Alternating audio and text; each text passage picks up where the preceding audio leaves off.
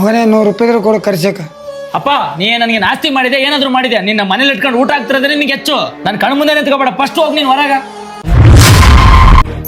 ಯಾಕಪ್ಪ ನಿಮ್ಮ ಅಪ್ಪನ ಮೇಲೆ ಅಷ್ಟೊಂದು ಜಗಳ ಆಡಕತ್ತೆ? ಜಗಳ ಮಾಡಿಲ್ಲ ಅಂದ್ರೆ ಇನ್ನೇನ್ ಮಾಡ್ಬೇಕಮ್ಮ? ಯಾವಾಗ ನೋಡಿದ್ರೆ ಅದಕ್ಕೆ ಕೊಡ್ಸೋ, ದುಡ್ಡು ಕೊಡಂದ್ರೆ ನಮ್ಗೇನು ಆಸ್ತಿ ಮಾಡಿಕ್ಕಿದಾರೆ ಅವ್ರಿಗೆ ದುಡ್ಡು ಕೊಡಕ್ ನಾನು. ಹೌದಾ? ನಿಮ್ ತಂದೆ ನಿನಗೋಸ್ಕರ ಏನು ಮಾಡಿಲ್ಲ?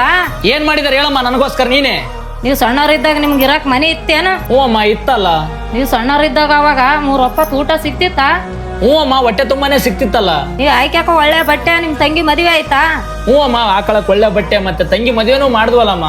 ಸರಿ ಹೋಗ್ಲಿ ಬಿಡಪ್ಪ, ನಿಂದು ಓದೋದೆಲ್ಲ ಮುಗೀತಾ? ನಾನು ಓದೋದೆಲ್ಲ ಮುಗಿದ್ಮೇಲೆ ತಾನೇ ನಾನು ಇಷ್ಟು ಚೆನ್ನಾಗಿರೋದು. ಹೌದಲ್ಲಪ್ಪ, ಇದೆಲ್ಲ ಮಾಡಿದ ಯಾರು? ಇದೆಲ್ಲ ಅಪ್ಪನೇ.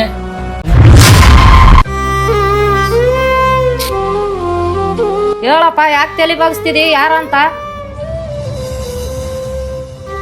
ಅಪ್ಪ ನನ್ನಿಂದ ತುಂಬಾ ದೊಡ್ಡ ತಪ್ಪಾಯ್ತಪ್ಪ, ನನ್ನ ಕ್ಷಮಿಸ್ಬಿಡಪ್ಪ. ಇನ್ನೊಂದ್ಸರಿ ಯಾವತ್ತೂ ನಿನಗೆ ಬೈಯಲ್ಲಪ್ಪ ನಾನು. ಏನೇ ಮಾಡಿದ್ರಿ ಯಾವತ್ತಿದ್ರು ನನ್ನ ಮಗನೇ ಅಪ್ಪ. ನಿಜ ಅಲ್ವಾ? ಪ್ರತಿಯೊಬ್ಬ ತಂದೆ ತನ್ನ ಮಕ್ಕಳಿಗೋಸ್ಕರ ಎಷ್ಟೊಂದು ಶ್ರಮ ಪಡ್ತಾನೆ. ಅದೇ ಮಗ ಬೆಳೆದು ನಿಂತಾಗ ತನ್ನ ತಂದೆನ ನೋಡ್ಕೊಳ್ಳಕ್ಕೆ ಹಿಂದೆ ಮುಂದೆ ನೋಡ್ತಾನೆ. ದಯವಿಟ್ಟು ಯಾರು ಈ ತರ ಮಾಡಕ್ ಹೋಗ್ಬೇಡಿ. ಆದಷ್ಟು ಈ ವಿಡಿಯೋ ಏನಾದ್ರು ಇಷ್ಟ ಆದ್ರೆ ಶೇರ್ ಮಾಡಿ ಮತ್ತೆ ಫಾಲೋ ಮಾಡಿ.